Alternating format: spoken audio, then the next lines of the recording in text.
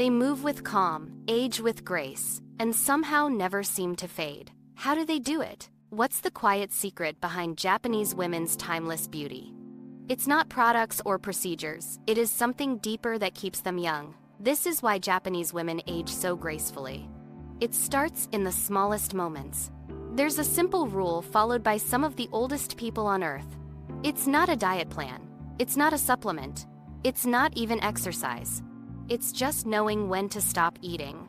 In Okinawa, Japan, people have been saying hara hachibu for centuries. It means eat until you're 80% full. That's it. Not stuffed, not satisfied, just 80%. This isn't about willpower or punishment. It's about something much smarter. When you eat until you're completely full, your body has to work overtime. Digestion slows down, blood sugar spikes.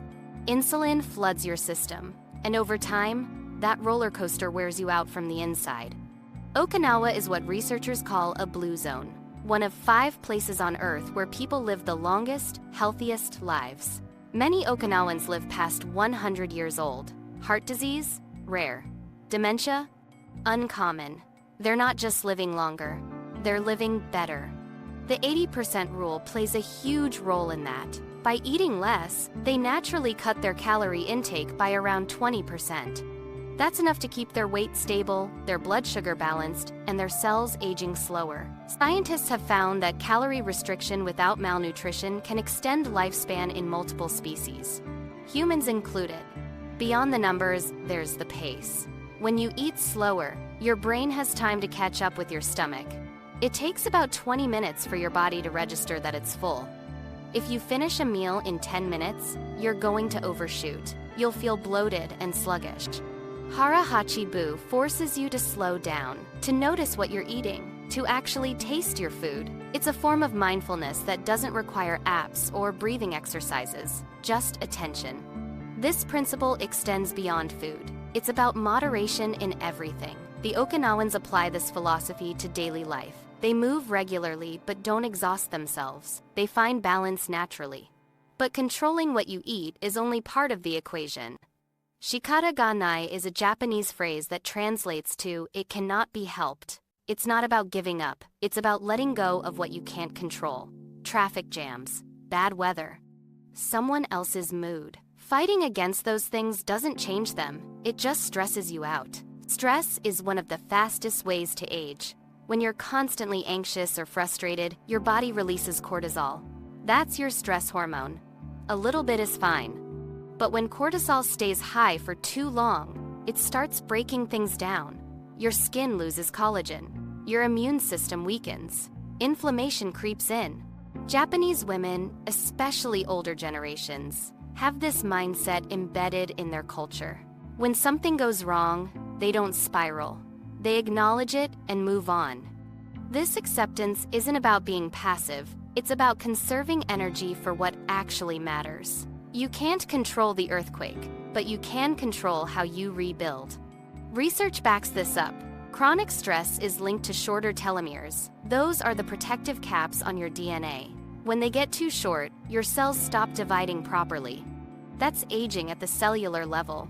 People who manage stress better tend to have longer telomeres. Then there's the social side. In Japan, shikata ga nai is often said during disasters or hardships. It's a shared phrase that brings people together.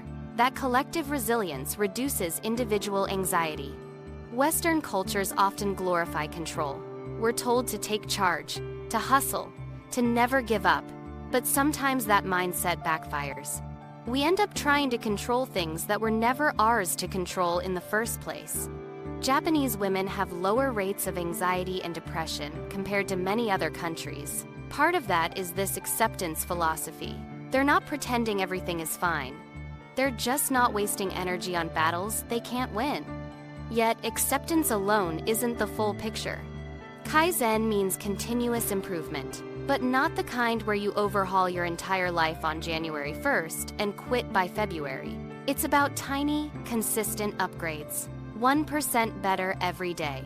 Japanese women don't go on crash diets. They don't get extreme surgeries or buy into miracle cures. They just show up every single day. A little stretching in the morning, A skincare routine before bed. A short walk after lunch. Nothing dramatic, but it adds up. Kaizen started in Japanese manufacturing. Companies would make small tweaks to assembly lines to improve efficiency. Over time, those tiny adjustments led to massive gains. The same logic applies to health. The beauty of this approach is that it's sustainable. Extreme diets fail because they're miserable, but you can add one vegetable to your dinner. You can take the stairs instead of the elevator.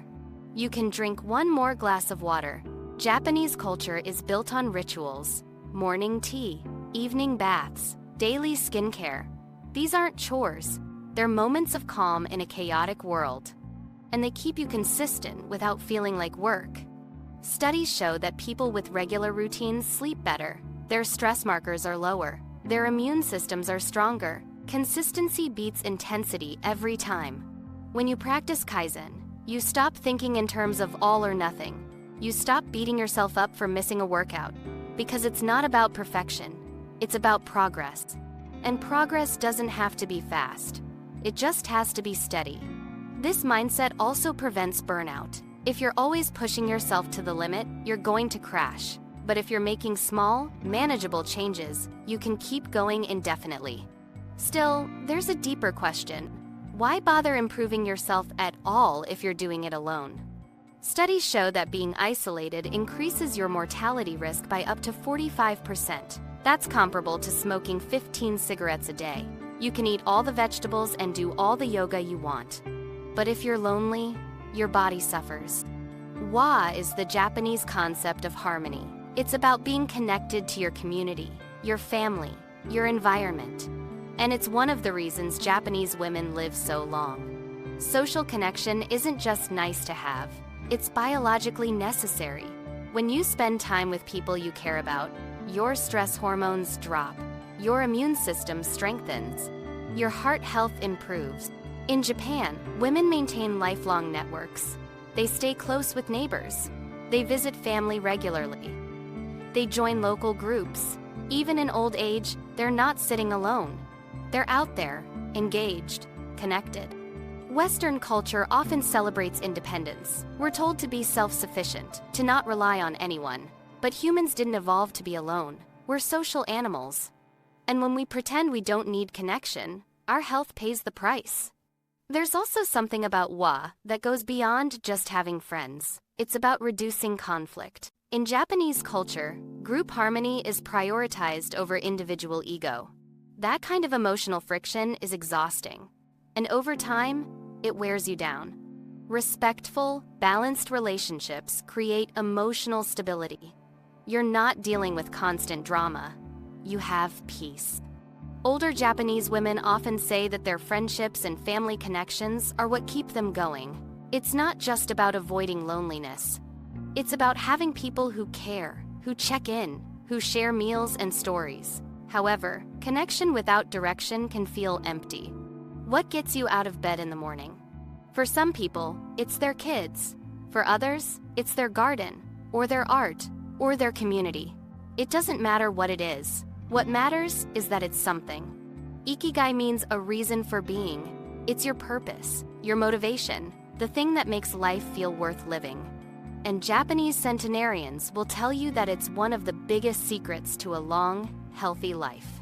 A study from Tokyo University found that people with a strong sense of ikigai had significantly lower mortality risk. They lived longer. They stayed mentally sharp.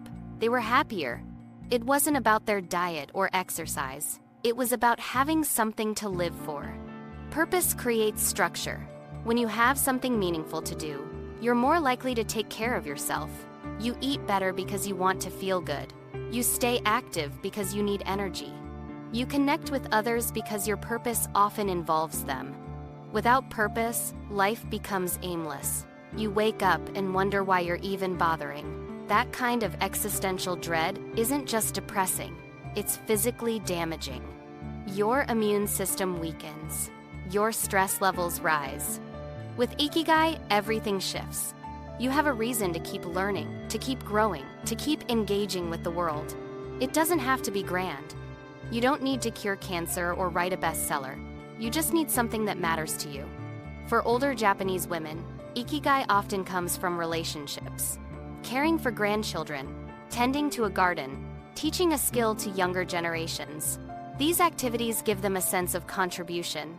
They're not just waiting around, they're actively participating in life.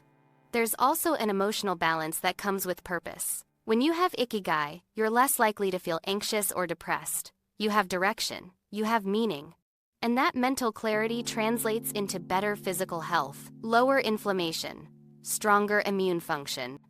It's not magic, it's just biology. When your mind is engaged and optimistic, your body responds. You take better care of yourself. You stay connected. You keep moving forward. And maybe that's the real secret. It's not one thing, it's all of it working together.